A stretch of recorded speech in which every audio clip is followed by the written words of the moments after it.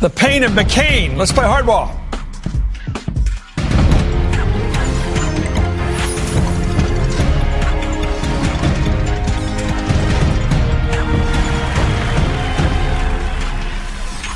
Good evening, I'm Chris Matthews in Washington. Let me start tonight with this. Why is John McCain so angry? 40 years after the Vietnam POWs came home, the most famous of them is angrier than ever. Why is America? Why are we fighting the Vietnam War all over again in the United States Senate? The ticked-off vitriol against Chuck Hagel. What's it about? Is it for show? Is it about something Hagel said in the cloakroom? Is it about the basic unfairness of Vietnam itself, that some went and some didn't? Is it about Lyndon Johnson's inability to either win that war or end it? What is it that burns so deeply in John McCain these days? Seems to excite those who knew nothing of Vietnam, but for hard reasons want to replay it again and again in Iraq and Afghanistan and Libya and Syria, and yes, eventually in Iran. Well, tonight we dig into the deep well of resentment burning in John McCain's patriotic heart. A resentment not against the North Vietnamese who imprisoned and tortured him all those years, not against George W. Bush and his political henchmen who tried to stain McCain's reputation back in 2000, but against a guy who fought against fear and rallied against wounds just like he did in the same army of America's long nightmare in Vietnam. Chuck Hagel, a nightmare, by the way, whose flashbacks must haunt still the mind and heart of John Sidney McCain. I'm joined by David Corn with Mother Jones and Joy Reid with the Griot. Both are MSNBC analysts. Both of you, sir and lady, are younger than me, but I just tell you, I am absolutely convinced we're watching a flashback. Watch this. Here's Senator John McCain. He did a long, angry wind-up before he launched into his first so-called question. It was really an indictment for former Senate colleague and former friend and fellow Vietnam veteran Chuck Hagel. It included put-downs as well as references to Vietnam. Let's listen. In January of 2007, in a rather bizarre exchange with Secretary Rice in the Foreign Relations Committee after some nonsense about Syria and crossing the border into Iran and Syria because of the surge, then and a reference to Cambodia in 1970, you said, quote, "When you set in motion the kind of policy the President is talking about here, it's very, very dangerous." Quote, "Matter of fact, I have to say, Madam Secretary, I think this speech given last night by this President represents the most dangerous foreign policy blunder in this country since Vietnam. If it's carried out, I will resist it." In March 2008, you said, quote, "Here the term quagmire could apply."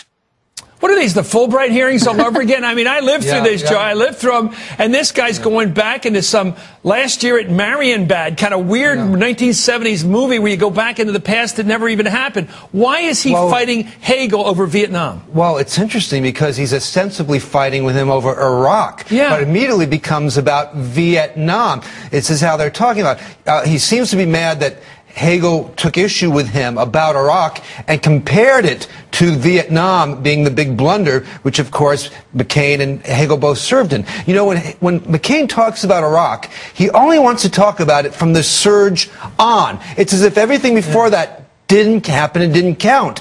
And we can still debate whether the surge worked or not, but the bigger issue is whether Iraq was as bad as Vietnam, and he doesn't want to have that argument. Well, here he is. John, I want you to respond to this. Here's McCain sinking his teeth, and that's what he's doing into Hagel's ankle here, and he wouldn't let go on the question of the Iraq surge. Again, what David said. Let's listen again. Back again to the old war. Were you correct or incorrect when you said that the surge would be the most dangerous foreign policy blunder in this country since Vietnam? Were you correct or incorrect? Yes or no? My reference to the surge being the most dangerous. Senator Hagel? The question is, were you right or wrong? That's a pretty straightforward question. Well, I would like to answer whether you're right or wrong, and then you are free to elaborate. Well, I'm not going to give you a yes or no. I think it's far more complicated than that. As I've already said, my answer is I'll defer that judgment to history.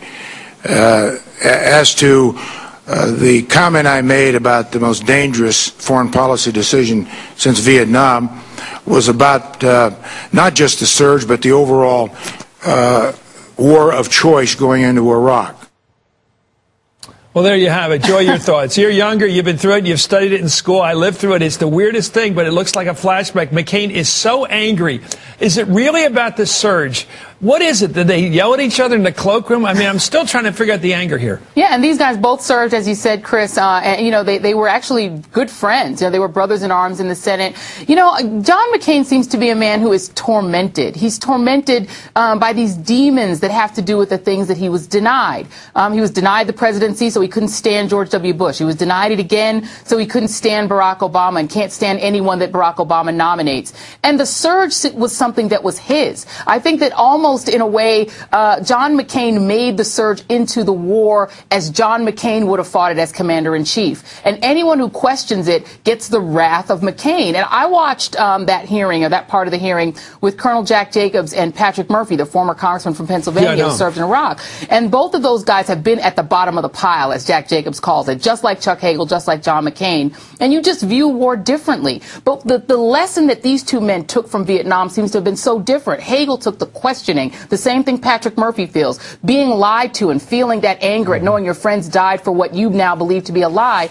McCain seems to have taken something very different from it. Maybe that we should have gone harder. Yeah, I think it's brain soup, and we're all different. But here's Chuck Hagel in Vietnam back in '68 when he went in. He was an enlisted soldier and rose to sergeant. There he is, a non-commissioned officer with the infantry, a grunt, as they used to say in Vietnam. And this is Navy pilot John McCain with his squadron in 1965 before he was captured and held as a POW for 5.5 years. Hagel made reference, by the way, to the vantage point an enlisted man has in war in his testimony yesterday. Let's listen. I saw it from the bottom. I saw what happens. I saw the consequences and the suffering and the horror of war. So I did question a surge. I always ask the question, is this going to be worth the sacrifice? Because there will be sacrifice. In the surge case in Iraq, we lost almost 1,200 dead Americans during that surge and thousands of wounded. Now, was it required? Was it necessary? Senator McCain has his own opinion on that, shared by others. I'm not sure. I'm not that certain that it was required. You know, the horror of Vietnam, where I wasn't, I always point that out, the guys who were into the jungle, fighting an enemy you couldn't see. Mm-hmm. There were no POWs in the jungle wars. They didn't take prisoners. And, you know, I don't know what we did with ours. We turned them over to Arvin for God knows what kind of treatment. That was a horrible war. I mean, the POWs were the pilots that were shot at and used as bargaining chips. But the war itself was even worse on the ground, I think. It's fair to say that guys who had to fight the ground war, the grunt war, like Hagel, saw it in all its horror. And complexity and all the knotty dilemmas that you can see in great movies like Oliver Stone's Platoon. But Platoon was good at that. Yeah, but there's a dichotomy here. You have people like John Kerry and Chuck Hagel who talk about their experiences in Vietnam and saying, listen, we think a land war is the last resort. And they have someone like John McCain, and this is a point you've made on the show a couple of times since the Republican convention. He called for about 6 wars in his speech in Tampa, John McCain did. And so they both... New ones, you know, and major wars. And so he seems to sort of come back from Vietnam as if he wants to do it right in another way. And he has this whole thing, people forget, about Teddy Roosevelt. And Teddy Roosevelt, who did a lot of progressive things on the foreign policy front, believed that national greatness and his own personal greatness would come from war. The Great White Fleet. You know, and so and McCain seems to have some of that in him, which is not present in John Kerry. Okay, let's take it up to the new generation. Joy, let's talk about what relevance that could have. Somebody said to me the other day that when you watched the whole hearings the other day with this nitpicking and attack and